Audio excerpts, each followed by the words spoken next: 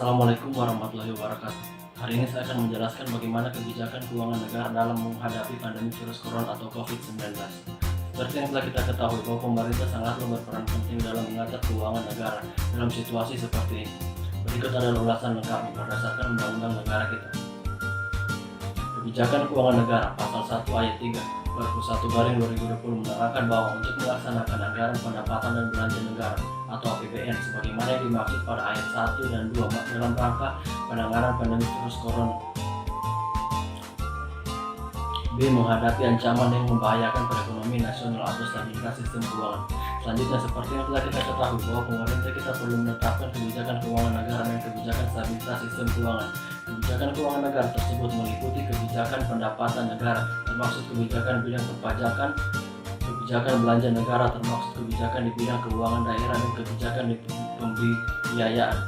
Dalam rangka melaksanakan kebijakan keuangan negara tersebut, pemerintah berwenang untuk diantaranya menetapkan batasan defisit anggaran dengan ketentuan sebagai berikut: melampaui 3% produk domestik bruto (PDB) selama masa penanganan COVID-19, dan untuk menghadapi ancaman yang membahayakan perekonomian nasional atau stabilitas sistem keuangan paling lama sampai dengan berakhirnya tahun anggaran 2020. Sejak tahun anggaran 2023 berdasarkan defisit akan kembali menjadi paling besar 3% dari PDB, dan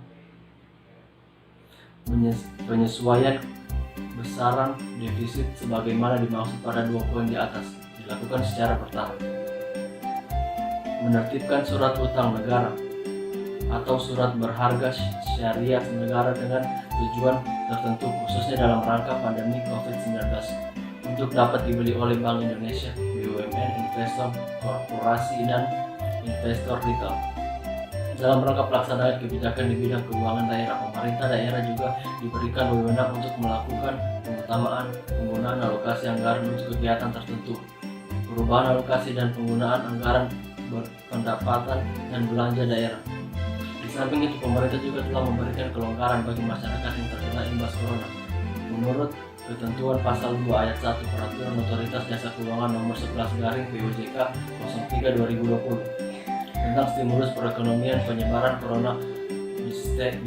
coronavirus disease 2019 atau COVID-19, bank dapat menerapkan kebijakan yang mendukung stimulus pertumbuhan ekonomi untuk debitur yang terkena dampak penyebaran coronavirus, termasuk debitur usaha mikro, kecil, dan menengah.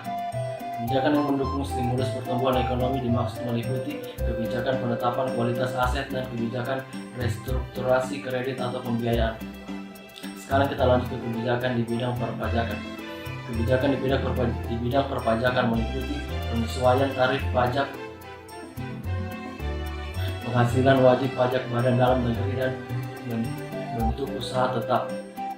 Perlakuan perpajakan dalam kegiatan perdagangan melalui sistem elektronik, perpanjangan waktu pelaksanaan hak dan pemenuhan kewajiban perpajakan, dan pemberian wewenang kepada Menteri Keuangan dan pemberian fasilitas kepabeanan berupa pembebasan atau keringanan biaya masuk dalam rangka penanganan kondisi darurat serta pemulihan penguatan ekonomi nasional. Penyesuaian tarif pajak penghasilan wajib pajak badan dalam negeri dan bentuk usaha tetap berupa penurunan tarif Pasal 17 Ayat 1 huruf B Undang-Undang Nomor 23 Tahun 2008 tentang perubahan keempat atas Undang-Undang Nomor 7 Tahun 1983 tentang pajak penghasilan, yang menetapkan tarif pajak badan dalam negeri dalam bentuk usaha sebesar 28% menjadi sebesar 22% yang berlaku pada tahun 2020 dan tahun 2021, dan sebesar 20% yang memulai berlaku pada tahun pajak 2022. Wajib pajak dalam negeri berbentuk perseroan terbuka dengan jumlah keseluruhan saham yang diperdagangkan dalam bursa efek di Indonesia paling sedikit 40% dan memenuhi persyaratan tertentu dalam memperoleh tarif sebesar 3% dalam lebih rendah dari tarif yang telah diatur di pasal 5 ayat 1 Perpu 1/2020. Kebijakan stabilitas sistem keuangan dalam rangka pelaksanaan kebijakan stabilitas sistem keuangan, Komitmen Stabilitas Sistem Keuangan KSSK diberikan wewenang untuk A. Menyelenggarakan rapat melalui tatap muka melalui pemanfaatan teknologi informasi guna merumuskan dan menetapkan langkah-langkah penanganan permasalahan stabilitas sistem keuangan. B. Menetapkan skema pemberian dukungan oleh pemerintah untuk penanganan permasalahan lembaga jasa keuangan dan stabilitas sistem keuangan yang membahayakan perekonomian nasional. Untuk mendukung pelaksanaan wewenang KSSK dalam rangka penanganan permasalahan stabilitas sistem keuangan, Bank Indonesia diberikan wewenang untuk A. Memberikan pinjaman likuiditas jangka pendek atau pembiayaan likuiditas jangka pendek berdasarkan prinsip syariah kepada bank sistemik atau bank selain bank sistemik. B. Memberikan pinjaman likuiditas khususnya kepada bank sistemik yang mengalami kesulitan likuiditas dan tidak memenuhi syarat. C. Memberi surat utang negara, surat berharga syariah negara diperpanjang di pasar perdana untuk penanganan permasalahan sistem keuangan yang membahayakan perekonomian nasional. D. Memberikan repo, surat berharga negara yang dimiliki lembaga penjamin simpan untuk biaya penanganan permasalahan stabilitas bank sistematis dan bank selain bank sistemik.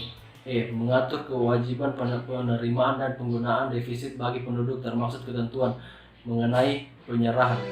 F. Memberikan akses pendanaan kepada korporasi swasta dengan cara repo, surat utang negara yang surat berharga syariah negara yang memiliki korporasi melalui perbankan.